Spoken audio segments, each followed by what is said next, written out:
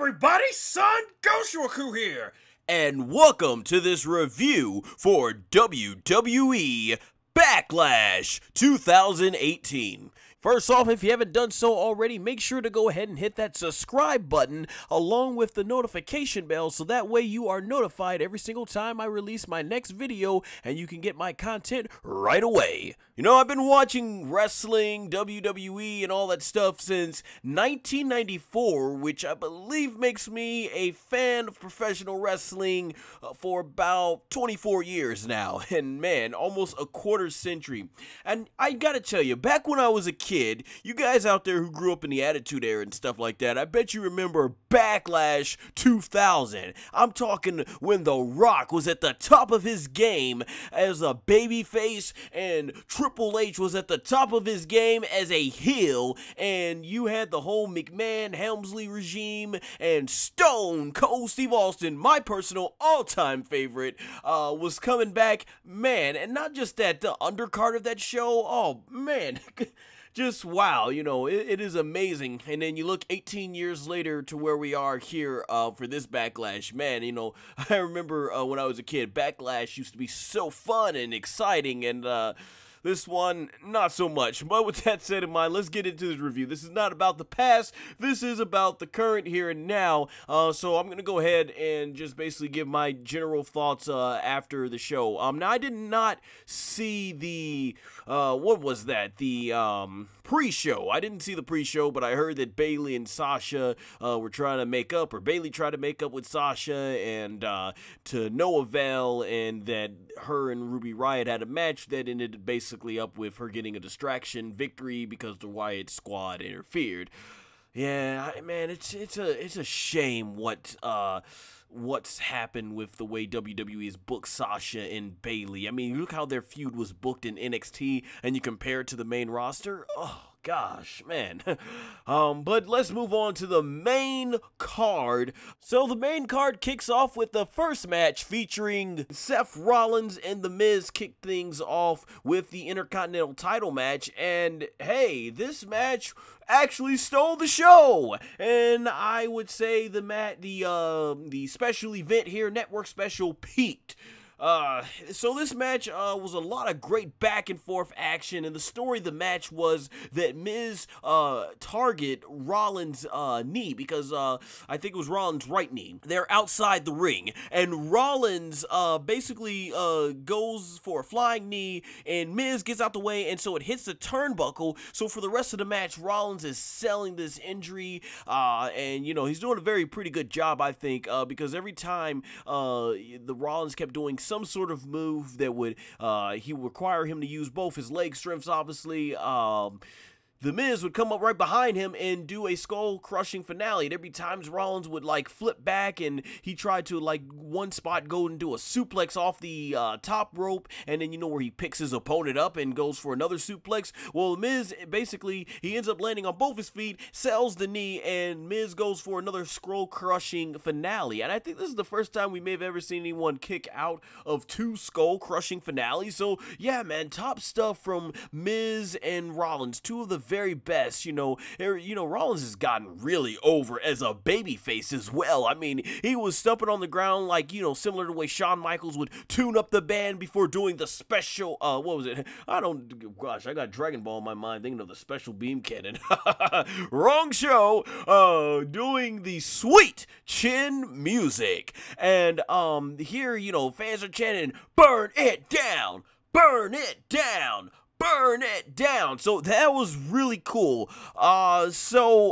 Basically, towards the end of this match, what ends up happening, they start doing like all these different exchange of roll-up pins, and eventually Seth Rollins hits the curb stomp to get the 1, 2, 3 to retain his Intercontinental Championship, all on a bad knee. And I like this match. What can I say? It was an excellent match. Like I said, from two of the very best. The Miz and Seth Rollins. You know, these guys got great chemistry in the ring.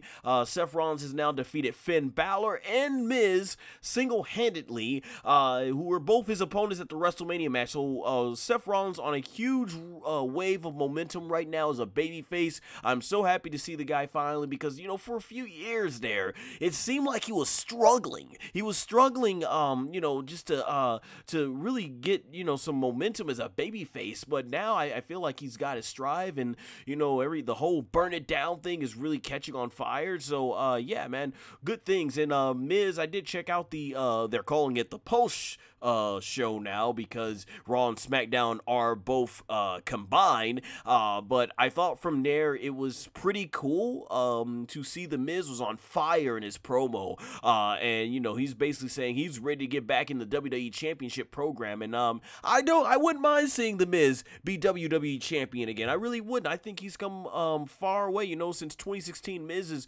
really been knocking it out of the park with his promos, and he's been on fire. He's been having a lot of epic matches. So yeah, definitely. And this is where I would say, like I said, the show pretty much peaked. So moving on, next match here we have is Nia Jax defending her Raw Women's Championship against Alexa Bliss. So this was pretty much the rematch from WrestleMania 34. I think this match actually was longer than their match at WrestleMania 34, which I remember being like 8 minutes. So, for me personally in this match, I kind of thought Alexa Bliss got a little too much offense in. This match didn't really go out of its way, or the booking of this match didn't really go out of its way to make Nia Jax look very dominant. And I understand, you know, Alexa Bliss was the Raw Women's Champion for a long time, so you want to kind of maintain the credibility. But I kind of felt like you let her get a few shots in on Nia Jax, but I felt for the most part I was hoping they would have Nia Jax completely dominate her. But Alexa Bliss pretty much dominated most of this match. You know, one of the biggest things is Nia Jax kept going for the big Samoan drop on top of the rope. You could even hear Nia and Alexa Bliss calling spots at certain points, and there were one point where they kept going back and forth between the turnbuckles, and I just really wasn't too sure what they were trying to do. But let's see from here. There was a weird part in this match too, where Nia Jax and Alexa Bliss end up going out of the ring, and Alexa Bliss is trying to get Nia out, because I think she did like a DDT where she basically did a DDT where she, and I was at first, I'm like, oh crap, she's gonna mess up her spine doing a DDT, but she instead landed on her butt, and Nia's head landing on the steel steps. But it was a cool spot. So the weird part of this match is Alexa Bliss, after the DDT, she basically rolls into the ring, and the commentators say that this is where the commentators basically say that this is where the referee stops the 10 count and has to restart over, and Alexa Bliss goes back outside the ring. Correct me if I'm wrong, guys, but I'm pretty sure you guys who've been following professional wrestling, don't you have to roll back out the ring to restart the count? Okay, whatever. You know, WWE always changing the rules. So from this, the match ends up going back into the ring. There's an attempt from Nia Jax to do the Vader bomb, but to no avail. And the match basically goes on with, like I said, Alexa Bliss getting a lot of the offense. But in the end, Nia manages, I believe, to capture Alexa Bliss when she goes for the Twisted Bliss. She captures her in midair and delivers the Samoan drop to her and gets the 1-2-3 to retain the championship. And then afterwards, Nia Jax ends up basically giving this speech that it sounded like the crowd there was booing as she's going on this passionate speech talking about, you know, don't be afraid to be unique, you know, and this goes out to anybody who's being bullied, whether it be at school, work, or on social media, and be proud of who you are. But in her last sentence, that's where the fans did finally cheer her, so that was kind of of like, wow, okay. But it was a very nice message, and it basically ended up all tying into the, the Don't Be a Bully, Be a Star campaign that WWE is going on. And Michael Cole went on about how many children and how many schools it's helped. So there you go. So Nia Jax continues her reign as champion. I'm definitely glad for her, but I hope that from here they decide to make Nia Jax look more dominant.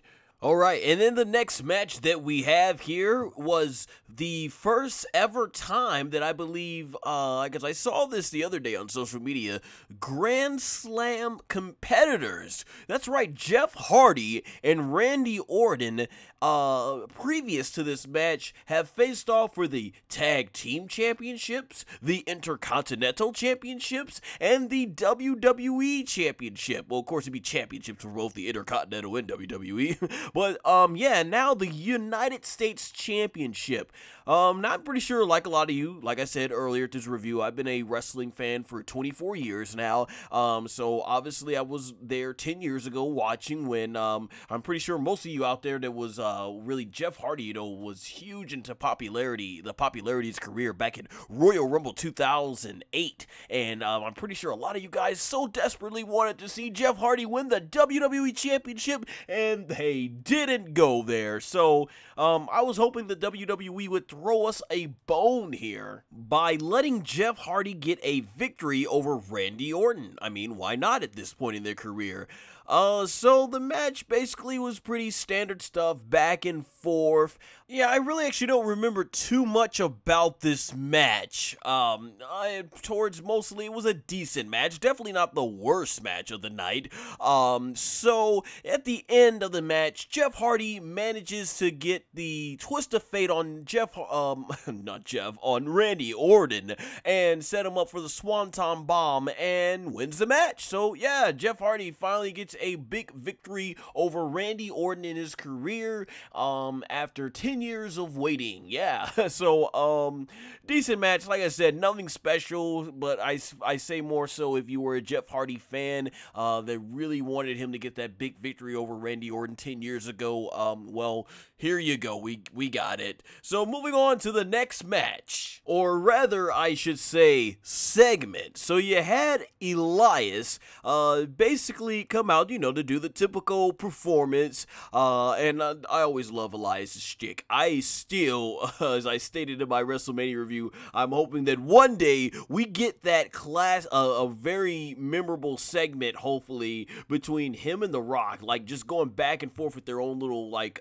concert. Oh man, that's gonna be hilarious. Great. That will be great sports entertainment right there. But in the meantime, we got this instead. Pretty much the story of this segment is that Elias kept trying to perform, and he kept having JoJo do his introduction over and over. He is first interrupted by The New Day. And then, I was actually thinking, because I noticed Big E came out with his shirt off, and the other New Day members had the New Day t-shirts. I'm like, is this maybe where they're going to do a turn or something? And there's been rumors and reports going around that they're going to break up the New Day. So from here, I'm thinking, okay, what's going to go on? And apparently that's not what happens. Eventually Rusev Day is here. You have Aiden English come out, and you have Elias, of course, it always gets a big pop when he does the, you know what time it is, ladies and gentlemen, it's Rusev Day. All that type of stuff. But, and yeah, I know that was a horrible impression of Aiden English, but you guys get the point. So then from there, you got, No Way Jose comes out, and then Breezango's with him, the Conga Line, Bobby Roode comes out eventually at the end, and he's twerking and in his robe, and, insanity ensues, is the best way I can put this. And the only thing that I could think of was this segment was just to fill time.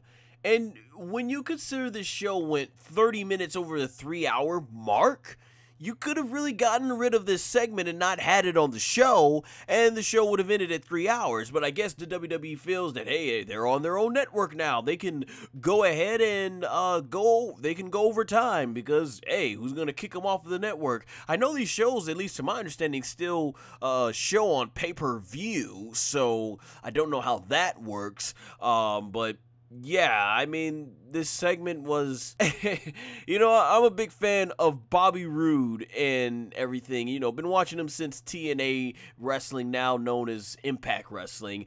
And this is what it's come to with Bobby Roode. Now, yeah, I understand. There's nothing wrong with doing a little comedy here and there, but it's like, this is a far cry, and you probably won't hear me, that probably won't be the last time you hear me use this word in this review, but this is a far cry from the Bobby Roode we knew in NXT, and it's like, it felt like this segment was everyone that we had nothing for, let's put them in this segment so they get on the show, and it's like, okay. I did get to hear Elias's song on the post show, and that was pretty funny. Elias was great in that on the post show, so I definitely recommend checking it out. And everything. So yeah, we'll move on to the next match here. All right, guys. So hey, the man0001 actually just called in, so he will be joining me for the remaining part of this review, and very fitting that he joins me because we are now going to talk about the next match, which is Daniel Bryan versus Big Cass. Yes. Yes. Yes. Yes, indeed. Yeah, so this is one of those matches where I'm like, you can't really have Daniel Bryan win because it's going to make Big Cass look weak in his debut, his return. But then you can't really have Big Cass win because Daniel Bryan, you know, has just gotten back and he's riding a wave of momentum, very much like Seth Rollins is now. And he's really picking up right where he left off with the performance he had at the Greatest Royal Rumble. So I was always interested to see how they were going to do this. I thought Big Cass has really done some tremendous mic work in the build-up to this, so much props to him. And this match basically was Daniel Bryan out wrestling Big Cass, the smaller guy sort of breaking down Big Cass. He was really lending a lot to doing the what was that called? Doing the kicks to the hamstrings, and I noticed there was a "We Want Enzo" chants at Big Cass, and I wonder if I was wondering if the commentators are gonna go so like in the WWE universe going ahead and trying to channel some of Big Cass's past, but this is about him moving forward for the future. But of course they weren't gonna do that. Yeah, there was a lot of stuff where Big Cass ended up doing big boots and he missed Bryan. And at the end, Bryan ended up locking the yes lock on Cass, and man, this looked painful.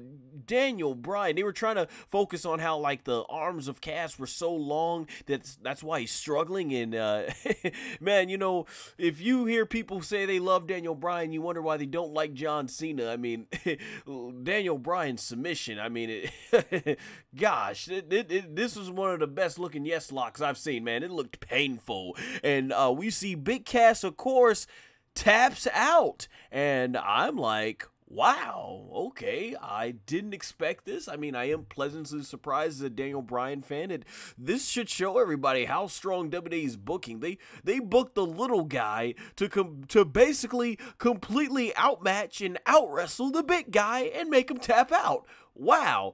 I thought we were going to get like a Miz run-in or something and cost Daniel Bryan the match so that way there's an excuse for him losing and Big Cass continues to win. But yeah, of course this feud looks like it's not done yet as Big Cass played the role of the sore loser, beating up Daniel Bryan at the end of the match, as I think the crowd was chanting "Casshole" at Big Cass.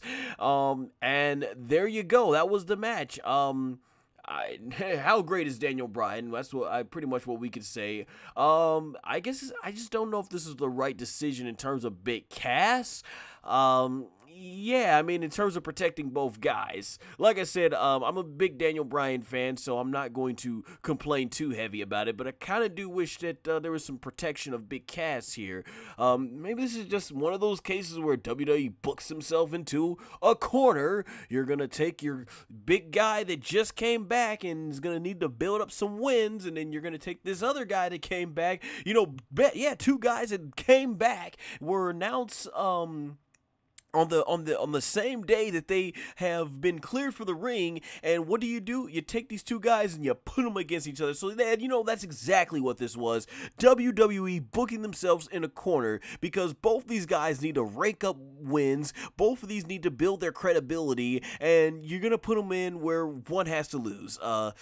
Yeah, I'm not a fan when WWE does this about booking people in the corner, but that's pretty much what I got to say about this match. Man0001, what was your thoughts? This was Daniel Bryan's first singles match back on pay-per-view, not first singles match, as I think one of the commentators said it, because we already saw him face AJ Styles, but definitely his first single match on the pay-per-view. Go ahead, give us your thoughts on this match.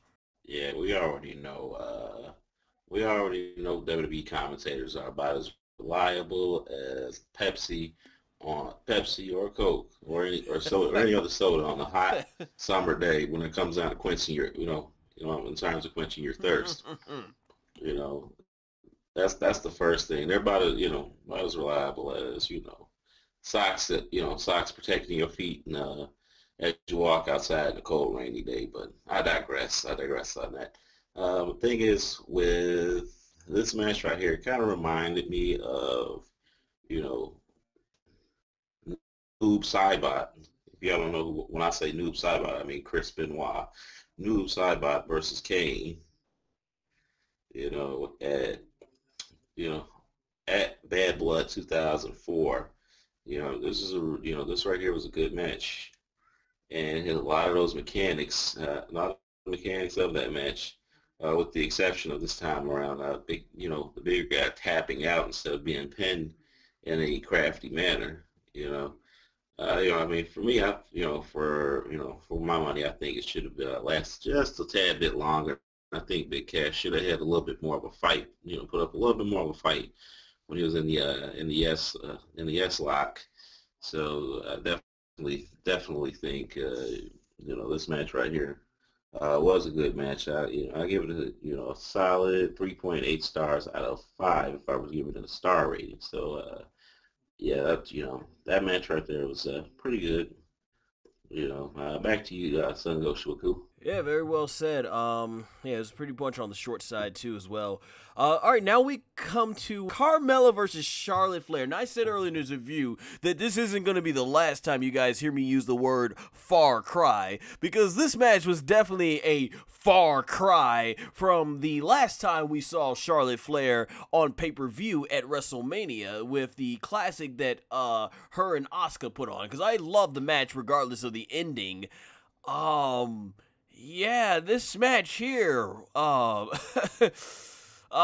happy that Carmella is the champion. I know people have been complaining about her promos, feeling that it's more annoying than being a top-level heel. This match, man, Carmella got a lot of offense in on Charlotte Flair, and I remember her screaming out, nobody likes you and all that type of stuff. Just we've seen better matches from Charlotte Flair, and I think we've seen better matches from Carmella, but this is probably Carmella's, honestly, her biggest pay-per-view match she's had on the main roster, and I really wasn't a fan of this match. The crowd, I don't even think was into it that much. And like I said, Charlotte was getting a lot of not a lot of offense into this. And the story here at the end is Charlotte goes for a after what she did, like a spear or something like that. She goes for a moonsault, lands on her feet, but her knee buckles, and Carmella ends up taking advantage, hitting her in the knee, rolls her up for the pin, and wins. There was even a part in this match where Carmella grabbed her title and tried to walk away. She was playing the heel up role, and she beat Charlotte. Now, here, and I saw a lot of people on Twitter complaining about this, and hey, I'm going to be right with them.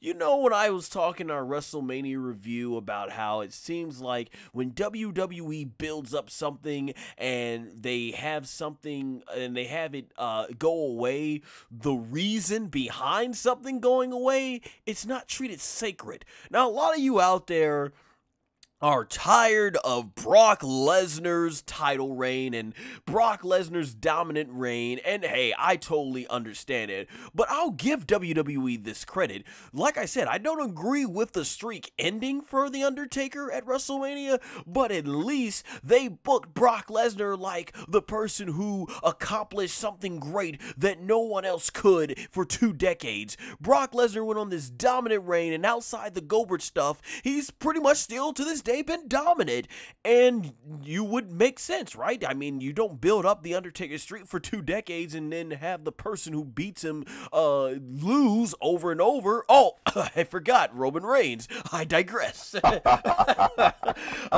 Which is another thing, because, like, you know, look how they're treating Roman Reigns. You chose this man to beat The Undertaker. Not just anybody can beat The Undertaker. And this is where I compare it to Asuka. Asuka's streak was lost to Charlotte Flair, and they had her lose clean, just like this, to Carmella. And it's like, I already feel like they've kind of made Asuka seem like she's just another woman on the roster. I feel like they're gonna put her like Becky Lynch. She's gonna get some wins here, she's gonna get some losses there, but they're not gonna really put her in the main card, but they're not gonna put her on the low card. She's just gonna be right there in the middle, and it's like, ugh. So you think, okay, well, you know, they're gonna hopefully build up Charlotte then to be this dominant figure in the women division, because let's face it, from a storyline standpoint, if Asuka took nearly 2 or 3 years to be defeated, that's a big deal, and the woman that beat her has to be seen as a big deal. But here she is, here she is 2 days after losing the title. Granted, it wasn't clean, but here a month, bless you, it was the woman who ended up basically defeating Asuka for the streak. Here she is losing clean to Carmella, and it's kind of like, well, now Charlotte's just another woman, right?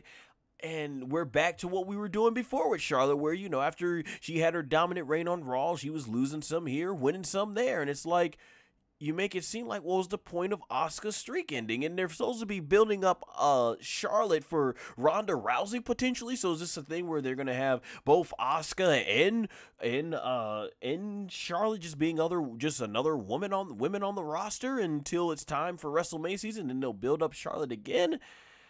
Oh, I just like, yeah, you know, like I said, I'm happy for Carmella, but the way this went about, you were thinking like maybe the Iconics would interfere to protect Charlotte, and man, I saw on Talking Smack, a lot of people were complaining about Carmella just going on about how she beat Charlotte Flair, or, you know, her promos are a lot of, I'm the champion, and, you know, I know it's the heel's job to be annoying, you know, and yeah, man, obviously this is audio, but because we're doing it podcast style, but I'm shaking my head right now. I don't know what to make of this. Like, man, you know, it just makes me think Asuka's streak was sacrificed for this. And you know what WWE might do? They might have Asuka come back and be the one to defeat her for the women's title at Money in the Bank, and Asuka might go on a big long streak, and it's kind of like, well, then what was the point in having her lose a streak? Kind of like when they had Alexa Bliss be the champion for all that time, and I think they had her drop the title to Sasha Banks, and she won the title back, and it's like, well, you know, if you never did that, you would have had this long reign. They did the same thing with Enzo. It's like, oh, is anything treated as sacred in this company?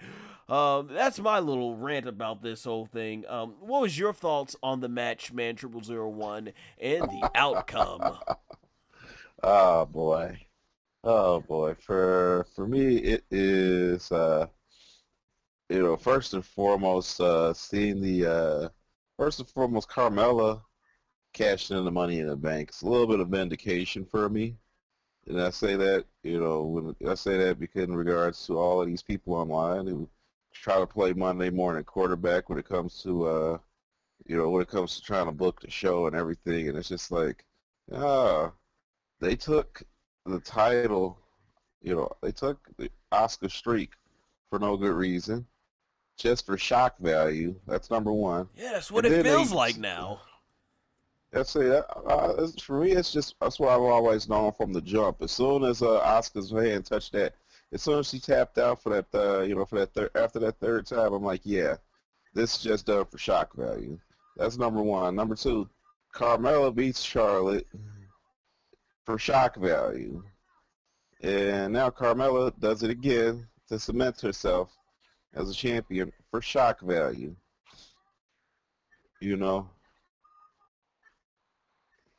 And and it's just like, I watched that, and it's just a little bit of vindication.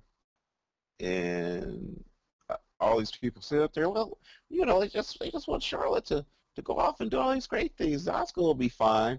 Last time I saw Asuka, correct me if I'm wrong, she was in a 6-woman tag match, right? That she was. Right. And a little bit, let's see, in a week prior, she was losing in a tag team match, wasn't she? Yeah, Becky Lynch was pinned, but they counted it as Asuka's second loss. And that was her debut SmackDown match, and her first match after losing the streak. Oh, okay, so, yeah, come on now. But you're building her up for some long-term success, you see. It's just, fuck out of my face with that BS. You know what I mean? It's just like, oh my gosh, you're, I'm just like, come on now. They're not lining up for no long-term success. When's the last,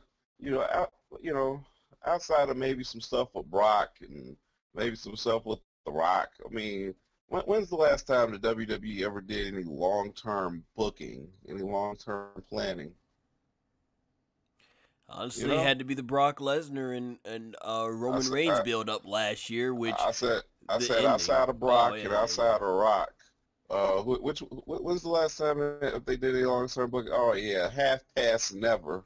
Yeah, it's been a while. I can't think of one ever since like they did Rock and Cena and then Brock and Roman. Like, yeah. Yeah, come on. So come on now.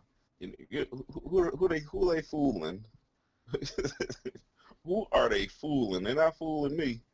I know that one. I know that's one thing for certain. But yeah, they sit up here and they think, oh well, nah. Come on now. So. I agree. Tell me. I do agree with you. There are a lot of fans online, who will try to be optimistic and positive about it and everything, and I don't blame them for having hope. I mean, I think we at the end of the day we all still watch out of hope that there is going to be another boom period where we all can just sit back and enjoy the show. But that being said, yeah, there's a lot of people who were thinking that maybe there's a plan here. They're gonna still use Asuka strong. They're still gonna do something with Charlotte, and look what they've done with both of these women since the streak ended. It's like, okay. And you can't blame fans who don't have that view either, because what in WWE, as you just mentioned, in their recent history, why would you assume that way? Why would you assume it? You might hope it, but why would you assume it? In WWE's recent history, and I was afraid of this, and that's what it feels like. It feels like, and I felt like, man, they had something special with Asuka, and people may have not liked her and Ronda Rousey, Ronda being the one to end her streak, but I mean, just think of the build-up of Ronda versus Asuka undefeated for what could have been 4 years, and now it's like, man, and then Charlotte, like, yeah. Obviously, though, I think there's a lot of people that have our frustrations. So we just got to see what the heck they've got in store here. Before we move on, though, how are you feeling? Carmella as champion right now? Are you digging the promos where she just goes on about, hey, I beat this, or hey, I won champion? And how you like her style of the way she wrestled this match tonight? Because I know you have been very outspoken to me about particularly certain women's wrestlers who get in there. Nobody in particular, but there are a few female wrestlers that I know you can't stand in the ring who do a lot of yelling, who basically do more yelling than wrestling. Or obnoxiously yell, as you put it to me. So what did you think? Let's see. For me, I was okay with this match. Okay. I'm not gonna sit up there and be like, yeah, it was the greatest thing in the world, No, I'm okay with this match. I'm not gonna sit up there in front and be like, it's the worst thing ever. Nah. Were you cool with Okay Carmella's with it. yelling, though? Because you've been outspoken about women, certain women's wrestlers who have done a lot of yelling in the ring. With her, with her in this match, it's just like, okay. Yeah, I'm watching it, but, I really, see, this time I didn't mind it, as long as every move isn't, sounding like something from Mortal Kombat. I'm okay with it. Let's move on to the third match in WWE and overall fourth match, I believe, for AJ Styles defending the WWE Championship against Shinsuke Nakamura. Before this match even starts, man, this had I had my face. You know those memes where you have all those people making that what type of face? The WTF face? That was my face, because I'm like, this feels like the first half of CM Punk's title reign all over again. And for those of you who, I'm pretty sure you guys, some of you might know what I mean by this, but I don't think I've ever spoken about this on YouTube. So my whole deal with CM Punk's title reign early on was that I could understand some of the reasons why he didn't main event Royal Rumble 2012. Yeah, the Royal Rumble match, Elimination Chamber match, and I don't think Kane and Cena needed the main event, but okay, they want to build up Cena because it's such a big main event. Obviously, Rock and Cena had to main event WrestleMania. Obviously, Brock Lesnar had to main event with John Cena at Extreme Rules. But I don't care what anyone tells me, and I know a lot of you feel that way out there. You can never, ever convince me that John Laurinaitis versus John Cena was a much more important main event than CM Punk and Daniel Bryan. There was no reason that match should have not main evented, what was that, Over the Edge 2012? And I bring it to this. Like I said, I'm a big fan of Samoa Joe, and I'm okay with Roman Reigns. I just don't think he's the guy that WWE is trying to push him as big as a big of a deal as they're trying to. But there's no way that they should have I feel like they should have main evented this pay-per-view. I'm like, the championship match should main event. What reason is there for the WWE Championship to not main event this show? With that being said, I like the match kind of started off slow, but it really picked up towards the end, towards the middle of the match, and it was getting really good. Definitely, I think I say it was better than their match at Greatest Royal Rumble, and definitely way better than their match at the at WrestleMania. Still, this match did not live up to the level of their New Japan Pro Wrestling match, but there was some really cool stuff here. What is that called? The move where I think AJ does it, called the Exploder, where Nakamura did that to AJ and his leg landed on the steel chair. That was pretty cool. You had a really cool spot where Nakamura, I believe, goes for the Kinshasa, and AJ takes the chair and throws it at Nakamura's knee, but it propels off and smacks AJ right in the cheek, and you've got blood coming down. So the match is getting really brutal, and I really do like like that the commentators kind of brought this up that, you know, AJ Styles is bloodied and battered, but he's still going, you know, sort of playing up the battle damage of this war. And they were going back and forth. They did some cool spots, you know, we're going back and forth and dodging certain kicks and stuff that I noticed from some of that we saw in their New Japan Pro Wrestling match. Still didn't reach the height of that. But apparently the big deal of this match, and they actually did the spot, is going to be, this is the match that I would say made Bobby Hill proud. And those of you who've watched King of the Hill, you know what I'm talking about. Let go of my purse, I don't know you. Terrible Bobby Hill impression, but you guys get the point. That being said, so there's a part where AJ Nakamura goes for the low blow, and I'm like, oh, did they finally do the Road Dogg spot from 1999, King of the Ring, when he fought Chyna? Nope. No, they didn't. But as he's on the way down, AJ Styles does the low blow to Nakamura and paves him back, and this got a big reaction out of the crowd. And at the end of the match, you know, I'm really into this match. Then, you know, the match is really picked up. It's like, oh man, who's gonna win? Who's gonna win? Who's gonna win? And the last spot of the match, and they kind of played it up like, will they beat the 10 count? And they did. And then the next point, they both charge at each other, and they kick each other right below the belt and the balls, and both of them go crashing down. Yeah. And, B-A-W-L. And what happens is the referee counts to, you know, he starts getting up there in the count, 7, 8, 9, and he pauses for a second looking, giving them a little extra few seconds to get up. And I'm like, they're not going to do this. They're not going to do this. And he goes 10, and the crowd ensues with the BS chants. And I'm like, ah. And man, I saw people on Twitter were livid. They hated this finish. People hated this book, the way this finish was booked. I'm like, really? So we're going to have a 5th match now between these guys, 4 for the WWE, with hopefully the decisive finish to conclude everything. So I guess this is going to go into Money in the Bank, which might be pretty cool, at least for me, because I might go to Money in the Bank in person, so I might get to witness the final and true glory match live between these two in WWE. But yeah, this is the way you finished it, and it's like they could have finished here and moved on to something else, so yeah, obviously, who wants to see this type of finish on a pay-per-view? Yes, it makes both guys look strong, and from a psychology standpoint, I'm like, why didn't you wear a cup, AJ? If you only would have worn a cup, you could have won. If Nakamura would have predicted AJ would have came back after all the low blows and wear the cup, if both these guys would have wore a cup, this match could have saw a decisive finish, but they didn't. There's a funny comment I saw. Somebody posted on, commented on No DQ, said they're gonna have the first ever last man with his balls intact match and Money in the Bank.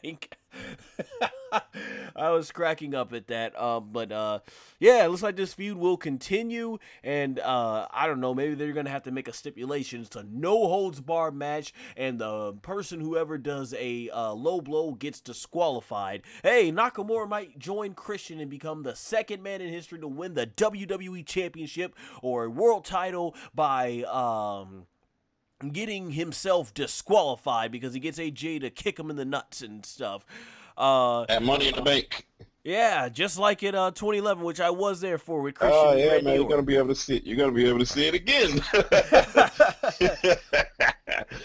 Seems kind of familiar, doesn't it? But yeah, but you know, yeah, I say that's the story. That's the story of this match, and that's the funny thing. Like we had, as you heard, I talked about some cool spots that happened in this match, but this is all they showed on the replay. So yeah, basically the story of this match was built around low blows, and there you go. This match was getting really good, and then they ended like this. Ah, man, they just sweep the rug right up under this. You know, just like the Greatest Royal Rumble match. Getting really good, and then they ended like that. That's my thoughts on this match. What about you, man, 0001? Ring. Nobody's nuts are ever safe. I was just making up a random ass jingle to Lord Zed's theme song from Mighty Morphin Power Rangers. Let's see. For this match, it was pretty okay. It was a pretty decent match, but at the same time, it was just like, come on now, let's get on with it. We need a definitive win. We need a definitive finish, okay? You know, I mean, when the fans chant "fight forever," they don't mean fight forever. You know, don't take us literally. I mean, come on now. That's number one. Number two, we want to see this. We want to see this resolved. You know, we want to see this resolved. What is this? Oh my ear. Yeah, you know, we want to see this resolved. We don't want it, you know, we don't want this to be forever, you know. Right, I agree totally. Hopefully in there. So, oh, go ahead. That's that's number one. Number two, it's like this. Come on now, the low blow and everything else. I mean, it's great that they're, you know, WWE's being a little bit more risque nowadays. You know, it's being a little bit more risque nowadays. Yeah, the double low blow kicks did look great. Yeah, it's what came with it afterwards. You know, but you know, if y'all really want to impress me, if y'all really want to impress, this is what y'all got to do. You know what I mean? I don't want to be Monday morning. Let's see, what time is it? Yeah, Monday morning Booker. But come on now, Monday morning Booker and, you know, Ryder and whatnot. But come on now, if y'all trying to get this match, you know, this feud to have some legs to it, you know what I mean? You know, book it like Noob Saibot versus Chris Jericho from 2000, you know? You know what I mean? If y'all trying to get this to go, or The Rock versus Triple H, you know, give Shinsuke Nakamura a faction or a group he can run with or something. You gotta give him some popular heel tropes, some stuff that he can work with, you know? You know what I mean? I'm glad they're not making him an evil foreigner. I mean, yeah, they say me no speak English, but, you know, sorry, me no speak English, but at the same time, you know what I mean? They just got that going, but, you know, we got to be a little bit more original. I want to see some depth to it, because this right here seems very shallow. You know, I can't dive into it head first without hurting my head, so. You know, come on now. That's what I think about the feud. The match itself was a fine match until the referee, you know, botched, stopped at 8, and then automatically went to 10. I mean, come on now. You know, come on now. How much does it take to be a referee? I mean, in terms of kayfabe, right? These referees look they look like they're not all that bright. Can you count? Let's see. So if someone grabs onto a rope, what do? I count to 5, but I stop them midway through the 4 and a 5 count. At least we've gotten away from the vulnerable referees of the Attitude Era. And granted, I like the referees in the Attitude Era, but I used the Ruthless Aggression Era too. I used to joke about how like these guys get barely a finger touches them, and they're out for 20 minutes or so. Obviously, it's an exaggeration. And then they always are down when the baby face has the cover. But as soon as the baby face gets up and gets rolled up by the heel, all of a sudden the referee comes alive and starts pinning. But hey, shout out Earl Hebner, man. I used to love those dramatic 1 with Jim Ross. No, 2. No. Not this way. Not this way. Son of a bitch. Not this way. Oh man, it was a good moment. Yeah. But yeah, I get what you're saying, man. But these referees back in the Attitude, they were so. I was like, where do they get these referees? Dollar General? I mean, where are they coming from? You know, where are they coming from? Do they order them a 12-pack of referees? I mean, come on now. Oh man, those are good days, but I don't want to sound like we're complaining here, because I just opened up with this review about how great Backlash 2000 was, and we're here 18 years later, and I'm like, it's night and day now, man. But yeah, not to get too off track. I just hope going forward though in this feud, because they've got 6 weeks left to build. Quick question. What's up? Hey, quick question. Is it wrong that I like the Carmella and Charlotte match more than this? Wow. Okay. Wow. I don't think I would go that far. For me personally, to each his own, and I respect your opinion, but for me, I got a little bit more better out of this match because that match, yeah, but. Wow, okay, that's a shocker. I didn't see that coming. But hey, I want to see Nakamura and AJ Styles in their next match, which I hope is their final big match. Turn up the pace and just go all out at it at a much faster pace from top to bottom, just like in their New Japan Pro Wrestling match. And yeah, I agree with you, man. They need to do something for this feud because they've got about 6 weeks left now until Money in the Bank. So there's going to be over a month to build this up. And does anybody really want to see Nakamura just constantly hit AJ Styles in the balls for 6 months and constantly tell Renee, no speak English? Yeah. No speak English. Yeah, we more low blows. Yeah, we need to see more than that for 6 weeks if that's the next plan. So yeah, we definitely need to see that, but hopefully they're able to turn up and go all out for their next pay-per-view match. But that being said, let's move on to Braun Strowman and Bobby Lashley versus Kevin Owens and Sami Zayn. There's a lot of people online who are saying that they should have just teamed up Bobby Lashley or made Bobby Lashley Braun Strowman's WrestleMania partner and create a big moment for, such as a big return for Lashley at WrestleMania. Because that's pretty much what Braun Strowman's done all this point since WrestleMania. And hey, Bobby Lashley, I definitely do think is a very good suitable replacement for Nicholas. But that being said, so this match here, or you know what, before I even get to the match, let me just start off saying that I've been disappointed with the way they've booked Bobby Lashley. We talked about earlier how they're just making, Asuka seem like just another woman on the roster and not stand out as something spectacular after coming off of that nearly 3-year streak.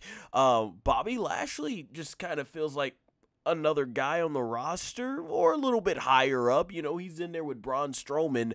But the thing about this to me is that you haven't got any promos from Bobby Lashley talking about why he's come back to WWE. And I'm pretty sure a lot of you guys that followed him in TNA, hopefully you enjoyed his heel run like I did there. I feel like Lashley's improved a lot since he was in WWE, but they're not really doing anything with him right now. And I feel like Bobby Lashley could be a big main event player. He could be in one of those top tier, be featured like quite the special attraction. I would love to see him and Brock Lesnar go at it for the Universal title.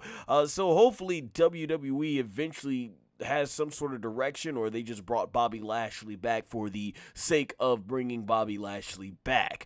But with that said, the start of this match, the first half of this match, it's Lashley versus Owens and Sami Zayn, and there's a rather serious, more like, it's a serious wrestling match. And by that I mean, a lot of people kind of saw this is just filler, putting these 4 guys because they had nothing else better for them to do. But it's a regular match. It's just a match.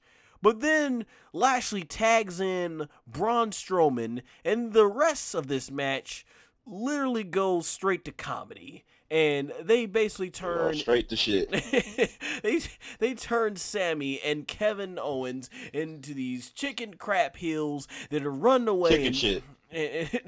And Roman is what am I doing? Well, Roman, he's in the next match. But no, Strowman goes through and he knocks down Kevin Owens constantly and Sami Zayn, and yeah, it's always entertaining to see this, and it's like, what the heck? And at this point in the pay-per-view, it's like 10 minutes before before it should be ending, because these are supposed to be 3-hour events. And I'm just sitting here like, what is the purpose of this match? Wow. And they have, of course, Sami Zayn and Kevin Owens lose to Strowman and Lashley, who at the end completely make mockeries of them, where Sami and Owens are slapping each other and throwing each other in. And yeah, at the end, Strowman and Lashley look strong, and I'm like, what was the point of this match? Yeah, before we move on to the main event, you got any thoughts on this match? Yeah, yep. Yeah, I watched this match. I'm like, bruh. I watched it and I'm just like, yeah, it started off as a, good old-fashioned standard tag team match. The in and outs and stuff like that. But then I continue to watch it, and I continue to regret watching it. And as I continue to regret watching it, I decided to go watch reruns of the Mighty Morphin Power Rangers because I had something a little bit more interesting to do with my time than watch this match. So that's why I was thinking about the Lord Zed theme song. So yes, so I decided to watch what was going on with the kids of Angel Grove as opposed to watching the rest of this match right here. Watched it on my laptop on Netflix as opposed to watching the rest of this match. So I'm watching it, and it's a shame when the WWE something that's going on live just becomes background noise, and something that was a show from about 20 some odd years ago becomes the main focus of my That's Monday Night Raw and SmackDown for me all the time. I'm always just basically background noise with me only looking at the screen when something of consequence happens. Yeah, so for me it's just like and then when something looks like it's about to happen, then you're like, yeah, no, it's not happening. Fuck this match. Because come on now, this match was booked like a damn house show tag team match. That's what it was booked like. Come on now. Like that segment earlier with Elias. Yeah, come on now. Really, do we need this? Where did we say we needed this? Yeah, this is why I was saying what I thought would be my least favorite match on the card. I can't decide between this, the Carmel. I think I was gonna go with this match actually. Yeah, this match, the second half of this match just made me go like, because at least Carmella gets a title gets to retain the title, and there's some sort of consequence there. We might not like the consequence, but what did this accomplish? Absolutely nothing. Ugh. Oh man. Let's see, and then let's move on to the main event of this show, which actually, I would have rather had AJ and Nakamura. Yeah, the ending of the pay-per-view would have been... It couldn't have been much better than what they gave us. Now, here's the thing about this match. The pre-shenanigans to this match, basically, the best part was before the match started, and the last half of the match picked up. In the first match, yeah. So this first match, I actually thought it started off pretty hot with Joe and Roman Reigns just trash talking, and Joe's like, F this, and bam, pop Roman in the face and started going to work all over, slinging Roman Reigns all over the place, and he what was that, the Uranagi he did that, and just exploded Roman through the table, and the fans are chanting Joe. He gets him in the ring, and as he's punching Roman in the face, the crowd is going Joe. The first part of this match was great. Just Samoa Joe taking a fight. Man, can't say enough good things about Samoa Joe. Just the swagger he has, the BMF walk that he comes out with, his work on the microphone since he's returning. But I've always thought Joe has been great on the mic. I've been a big fan of this guy since TNA, back when, before he was in just Impact Wrestling. Man, the whole idea, in which the commentators brought up during this thing, when I first got into TNA wrestling and watching it, the first person that stood out to me was Samoa Joe. I was like, man, who's this big dude that's flying around the ring like a cruiserweight and just whooping dudes and knocking them out? Like, yeah, man. So Samoa Joe's like my first favorite guy watching professional, when I was watching TNA back in the day. So I'm still really happy to see him here in the WWE. And that's why it's sad to hear "this is boring" chant in the match, because the first part of this match was pretty much one-sided with Samoa Joe, and it involved a lot of rest holds, and Yeah, obviously the crowd started chanting, "This is boring." Crowd was chanting things like, what was it, "Beat the traffic" and stuff. Yeah, they were chanting CM Punk at this. I think it eventually got booed out by other fans, but yeah, the fans were not happy. They were getting no reaction, and I mean, it was a rest hold match. Rest hold here, rest hold there. The middle of the match started picking up when Roman started making his comebacks, and he did more than just spears and Superman punches. And yeah, it's just weird that when Roman Reigns is in there with Brock Lesnar, he just does his finishing signature moves, and then when he's in there with other people, he does something a little bit more with more moves. He gives a little variety to it. I thought though there was some pretty cool back and forth here between Samoa Joe and Roman. I definitely though don't think this is the best of their matches. I thought they've had much better matches back last year in 2017. Yeah, it was not the best of their matches.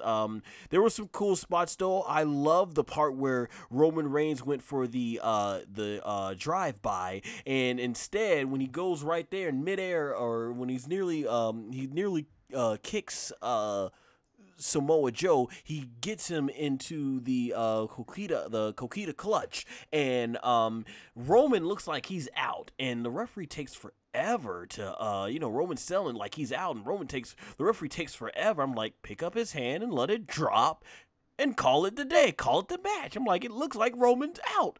Roman is out. I feel like, you ever watch one of those UFC fights when the guy is getting beaten up and he's like, perfect example. Holly Holm versus Misha Tate. Yep. She choked her out, man. That was that. Referee called it. Oh yeah, but I'm talking about like some of those UFC fights where, the guy is grounding and pounding, and it's like in the match, and even sometimes there's been some times where the fighter, he's in the middle of grounding and pounding, he puts his arms in the air, it's like, referee, why don't you call the fight? Call the fight. He's like, come on now, you know what I mean? Come on now. Do we really want him to get any more brain damage? Right. That's what it felt like. And the referee, before he goes for the 1 count, I missed back in the Attitude Era when they would do the dramatic, and just going back and wrestling even further back, when they would do the dramatic 3 count where the arm goes down twice, and then the third time the babyface makes the comeback. But yeah, he started making the comeback out of nowhere, and even the commentators were saying, I think he's out. I think Roman's out. So I was like, oh, they're really going to go there. And they didn't. And eventually, Reigns, he ends up getting to the ropes to break it up, to break the hold, to force Joe to break the hold, and Reigns gets the spear and wins the match. And you know what was really hilarious? This was hilarious because Kevin Dunn probably was thinking, okay, Roman Reigns won, let's immediately get the first crowd shot we see. Let's get the crowd shot so we can see the fans celebrating. The first crowd shot we see, you just see a whole row of people getting up and leaving. As if they were like, F this, let's go home. I was cracking up. That was probably, you gotta imagine Kevin Dunn was probably in the back like, that was not the first shot I wanted to see. Come on now. Oh man, hey, you talk about timing, man.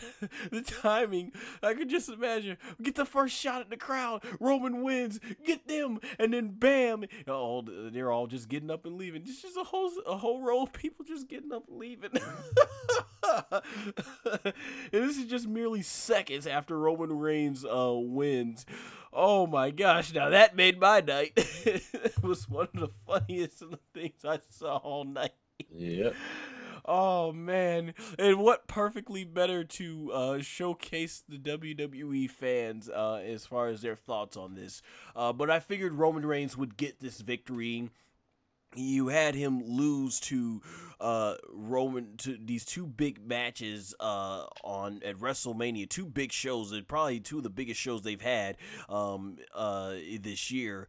And so of course Roman Reigns is gonna win, and yeah, it sounds like on the commentary they don't even have any idea of where they're going with this whole storyline for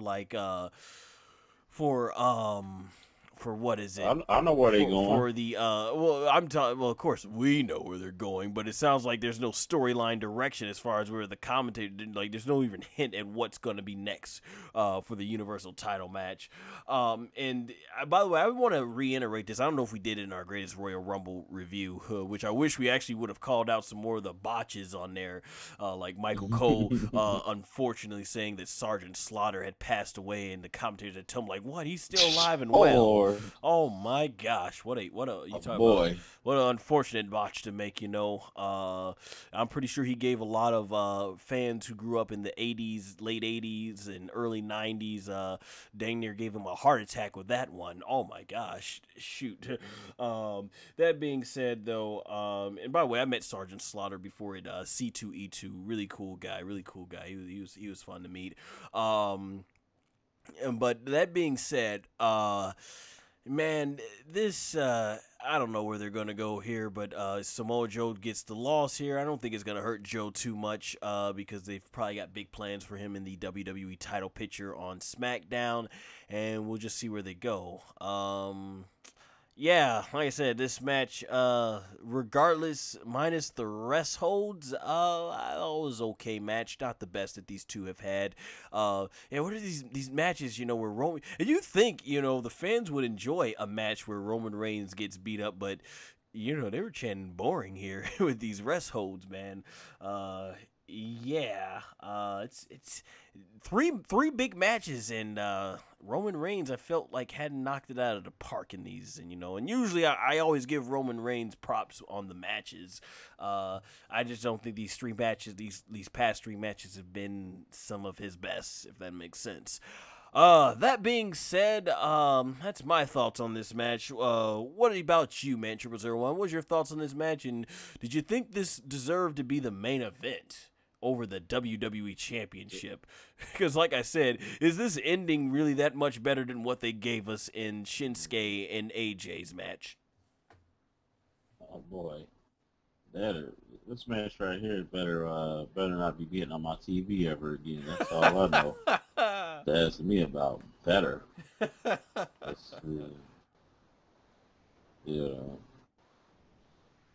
Stop asking me about it. It's better, man. This better not be on my TV ever again. You know, because I'm just like, you know, this match right here was terrible. It was bad. You know, Let me ask you, what was your favorite rest hold in the match? My favorite rest hold was the one when I was almost falling asleep. The pressure he was applying was applying to you, telepathically snooked over to you. yeah, come on now. It sounds like this match, basically you didn't really got too much to say about this match. It killed your passion tonight for WWE. Were you just done after this match? It just killed my passion and interest for this pay-per-view. That's all I can tell you. But oh, that's what I said for the night. Yeah. Yeah. So for me, yeah, in my mind, I'm just like, yeah, what's going on? What's going on with Rita and Zed? I need to see what's going on with that storyline right there. All right. Well, in that case, I take it we shall end the review on that note. As you see, this main event didn't leave the man 0001 with much to say. Overall, this show, honestly, check out the opening match between The Miz and Seth Rollins, and honestly, I really don't say you won't miss that much. Yeah. Oh yeah, I checked. I just got done watching those as this review was going on. Mm-hmm. You know, because I had missed like the first few matches on the show. I actually caught up to them. Mm-hmm. Miz versus Seth Rollins is definitely a match of the night by far. Definitely. By a freaking mile. It's it's kind of like it's SmackDown. Here Comes the Pain, or SmackDown versus Raw, or WWE 2K. It's like when you're playing that. And you played your character as best as you could, and they have all the points and all the attributes, and everybody else is lacking behind you at a distant second. You know, I mean, next best match of this night would be Jeff Hardy versus Randy Orton. Which, by the way, this is you know, these guys have faced each other for multiple have faced each other in multiple different types of title No need to matches. mention it. I already mentioned it in the review earlier. I mentioned it. They're the first time Grand Slam champions. So it's like, yeah, so it's like, man. But, you know, it's kind of like Jeff Hardy is finally getting his revenge for Royal Rumble of 2008. That's exactly what I was saying. For every person who was a Jeff Hardy fan, they this is their big moment because we finally got to see Randy Orton take a loss to Jeff Hardy. So yeah. Hey, did you like that? Before we wrap up, did you like the Nia Jax Alexa Bliss match? Yeah, it was pretty lopsided. Yeah, I watched it. It was just like, yeah, you know, Alexa Bliss. I thought Alexa got too much offense in. This right here was more about the message and less about the match. So it was just like, yeah, you know, they're trying to have this her be on the Be a Star campaign and everything else. Try to have Nia Jax do that. And I think that's good usage for, you know, I think that's a good usage of her time and talents for Nia Jax. So it's just like, yeah, I would definitely like that. Cool. I noticed too, the fans were booing her through the majority of all that, and then when she got to her last sentence, everyone cheered. So I don't know what was going on there with the crowd, and obviously I know you didn't check out the Elias segment, and I told you guys, before he joined me, he asked me what did I miss, and I'm like, well, if you've ever wanted to see Bobby Roode twerk in his road, there you go. He says, no, I'm good. Bob Roode. Oh man, yeah, I was just talking about the segment, man. He will not be referred to as Bobby Roode. No, his name is Bob Roode. I'm a big fan of Bobby Roode, but I'm like, this is what it's come to, man. Bob Roode. Wow. Yeah. But with that said in mind, that is our Backlash review.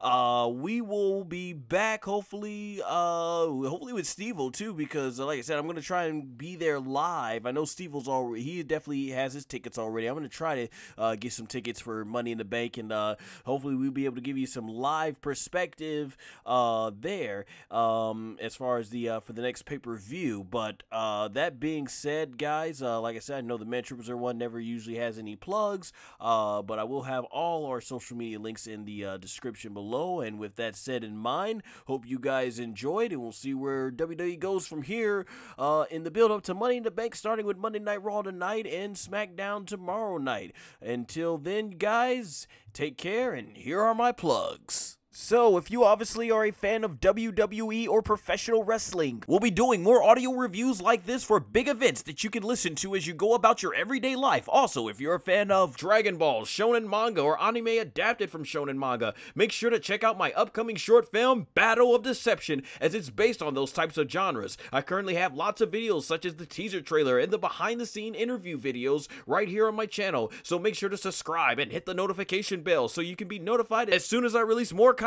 regarding Battle of Deception, Dragon Ball, and even WWE. And make sure to like me on Facebook and follow me on Twitter and Instagram, both at SonGoshuaku. All links will be in the description below. Take care!